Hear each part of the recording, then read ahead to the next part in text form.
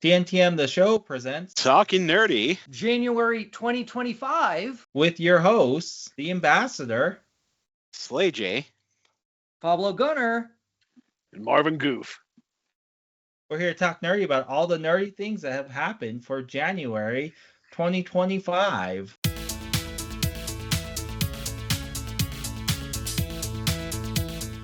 Which includes Section 31, the movie. and then, of course, our charity. We'll talk about that, and then a little shout out, and our merch, of course. Section 31 movie. So that was originally supposed to be a TV series, but it kept getting delayed and running into complications.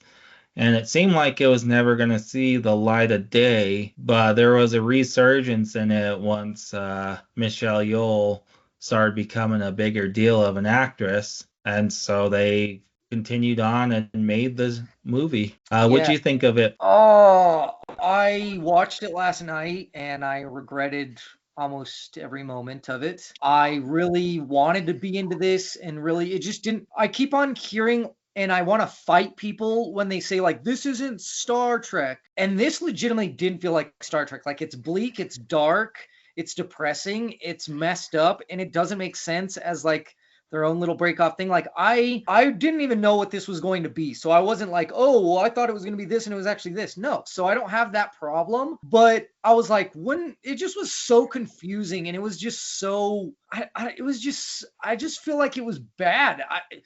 I don't know why they didn't go with the original character, because it feels like they went off with, like, they keep on doing this time travel thing and, like, this alternate version of characters instead of, because I remember her being like the captain in the first season of Discovery. Wasn't she? Yeah, but that character died in that first episode. But I would have rather seen, like, her backstory. Right. No, I get that. But I would have rather seen her backstory, like why she's a great captain, versus this alternate version of her that's actually evil. It was a mess to me. And, like, there was interesting things along the way, but overall I was like, this doesn't feel like Star Trek to me, and I don't really care for it. And even if it wasn't Star Trek, it still wasn't good to me. So, like you said, all those things that you said about, like, oh, it was a show and all these things, I'm like, yeah, you can see these issues.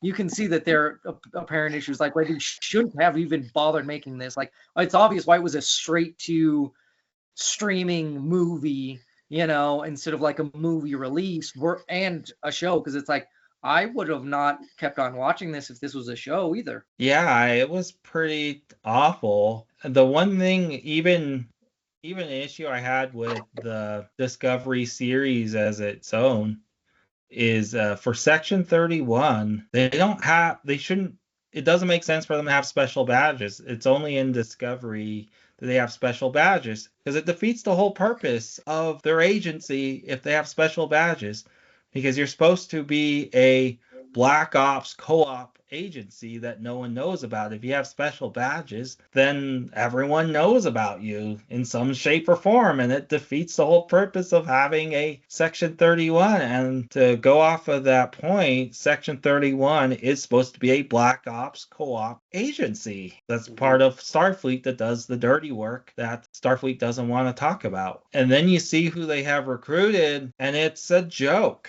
It's a bunch of misfits, which doesn't make sense.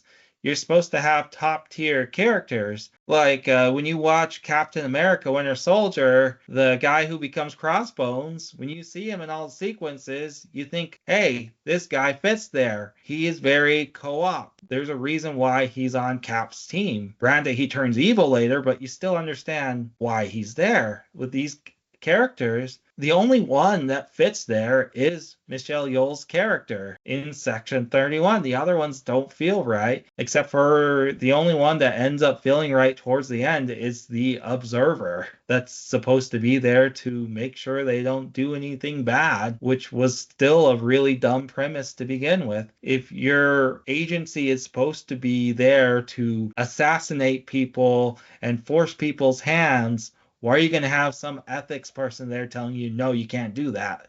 If your whole purpose of your agency is to take out threats and to do it all on the down low and do the dirty work for Starfleet. So I give this a pass. Yeah, like you said, they were the rejects. None of them trust each other. If it's the Spec Ops, it's horrible. It was stupid.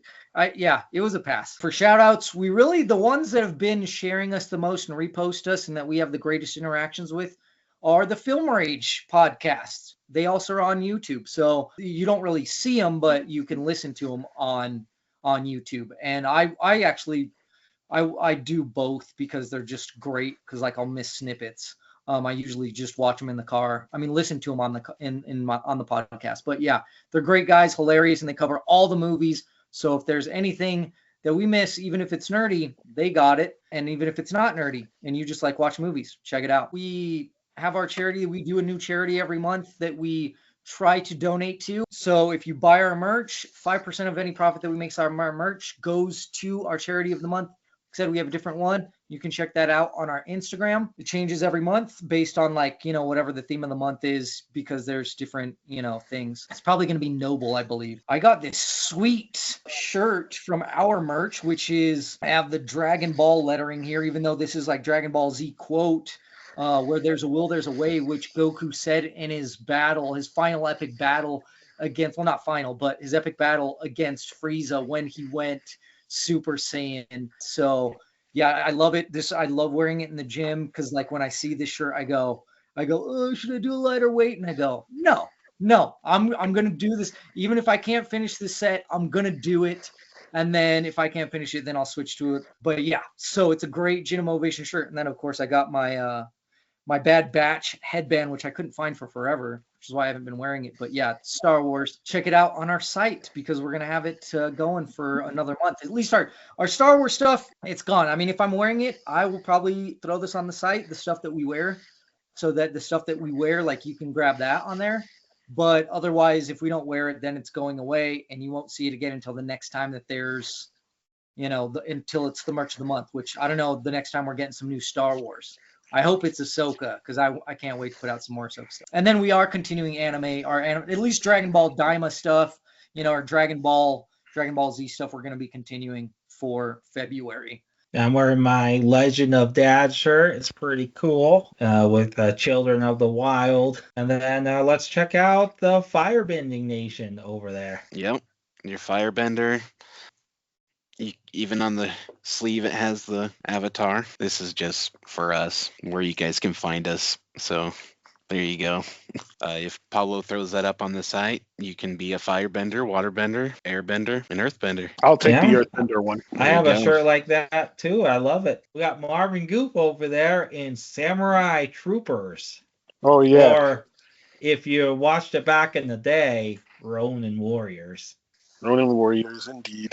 Definitely one of my first favorite animes of my life. So needless to say, this makes me very happy. That's it for us. Check us out at TNTMTheShow. That's our website, Facebook, Twitter, Instagram, Tumblr, YouTube, X, Blue Sky, whatever, everything. That's where you can find, especially on YouTube. Subscribe so we can hit that 500 and do a massive giveaway, and talk nerdy to me. Yeah, so like, comment, subscribe, and ring that notification bell so you don't miss any of our videos. And stay nerdy, planet Earth.